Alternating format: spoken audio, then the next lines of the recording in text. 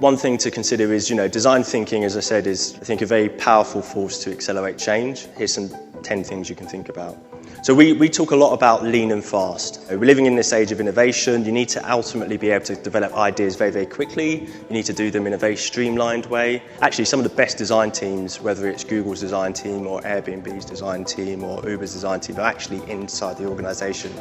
And increasingly that relationship with clients whereby you're very, very knitted into understanding their organisation and the challenges they have is really important. When you can actually start to look at analytics and see the effectiveness of design, it becomes much more connected to the strategy and being able to react to that and then say, well, on that basis, we're going to do this.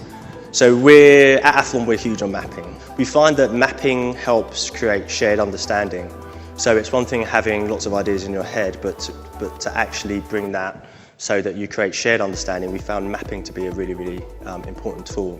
And we found that, again, outside of the softer skills of producing what you produce as designers, the ability to map those ideas and articulate those and put them into a framework for people to understand them who aren't necessarily from a design background. Increasingly, clients want to be part of that process. They want to be involved in the design process. They want to co-create and collaborate.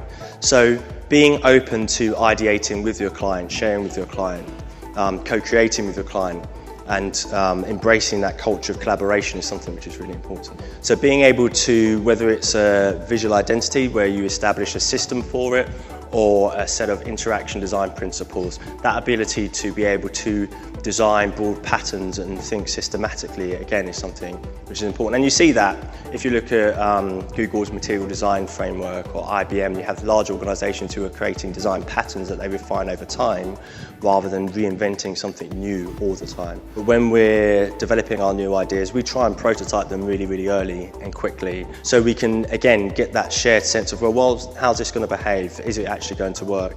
And almost include prototyping as part of the early concept process rather than something which comes typically at the end. We will share ideas from the London team to the New York team who haven't seen the project, haven't been involved in it, just to be able to get some immediate feedback. So really being actively embracing testing and as part of the design process is important. How you tell your design story is just as important as the piece of work itself. Being able to have a narrative about the work that you're producing and understanding the context that it was originally intended for is important. One of the overarching things is this ability to embrace change. Whether it's Bluetooth in 2002 through to augmented reality now, and driverless cars. I mean, ultimately, technology is going to continue to change. And I think that change is one of the things which will be constant. So it's about being able to embrace that and develop tools and ways of working, which mean that you're going to be able to design within that environment.